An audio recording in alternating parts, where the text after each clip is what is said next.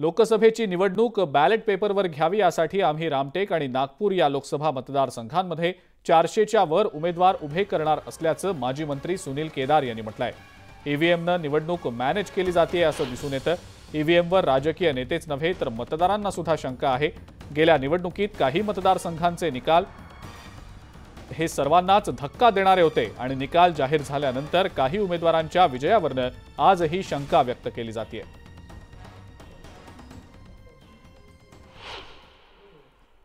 आमचा सगळ्यांचा लढा आहे। आम्हालाही पाहिजे की हे लोक कुठपर्यंत पोहोचतात। तर आकाशजींनी सांगितलं गोष्ट खरी आहे की 400 पर्यंत फॉर्म मध्ये त्यांची मराठवाड्यामध्ये काही लोक करतात आहे। आम्ही इकडून सुरू करतोय। एकदा हा लढा लढायचा आहे। हा लढा आपल्या देशासाठी लढायचा आहे। हा राष्ट्रभक्ती म्हणून लढायचा आहे। ही राष्ट्रभक्ती आहे।